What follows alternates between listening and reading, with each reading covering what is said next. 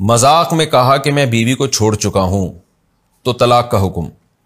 کسی دوست نے پوچھا کہ کیا تمہاری شادی ہو گئی؟ شوہر نے کہا کہ شادی کر کے چھوڑ بھی دی اور اب دوسری کرنے والا ہوں۔ اس نے مذاق میں یہ بولا، تو اس سے طلاق کا کیا حکم ہے؟ احمد حسین انڈیا سے۔ یہاں دو مسئلے الگ الگ ہیں، ایک تو ہے طلاق کا اقرار کرنا اور دوسرا ہے لفظ چھوڑ دیا۔ تو اصولی طور پر میں نے ابھی یہ مسئلہ بیان کیا آپ کے سامنے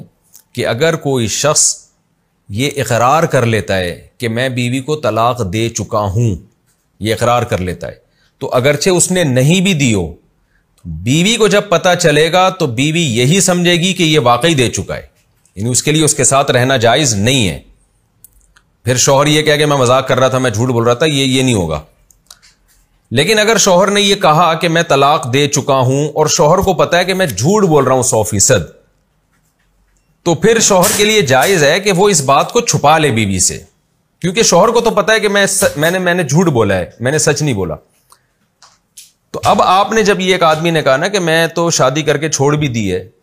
تو اگر شوہر کو پتا ہے اور جس بندے کے سامنے اس نے کہا ہے اس کو پتا ہے کہ اس نے مذاق کیا ہے، حقیقت میں ایسا کچھ بھی نہیں ہے،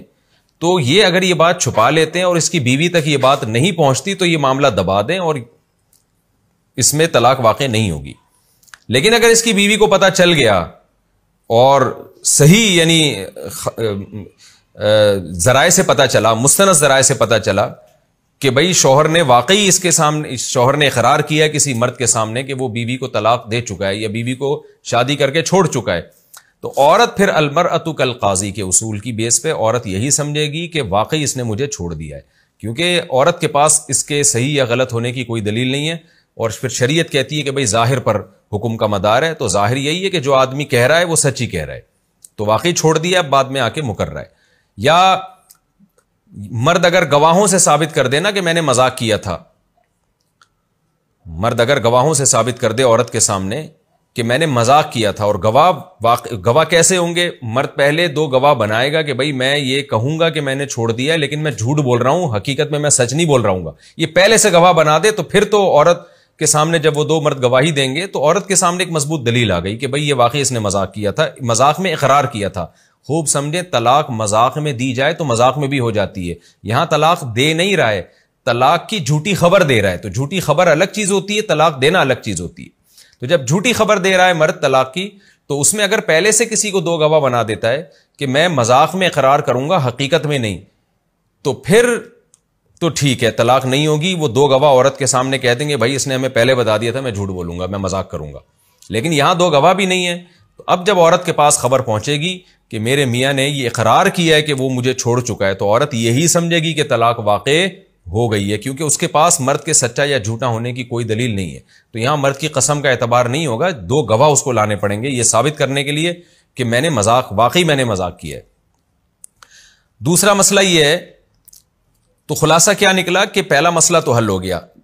اس کی بیوی کو اگر پتہ ہی نہیں چلتا ہے، لوگوں کو پتہ ہی نہیں چلتا، یہ بات پھیلتی نہیں ہے، عورت تک مستند ذرائع سے خبر بھی نہیں پہنچتی ہے، تو یہ اس بات کو یہیں دبا لیتا ہے اور اس کو پتہ ہے کہ میں نے مذاق کیا، جھوٹ بولا ہے، میں نے کوئی دی نہیں ہے،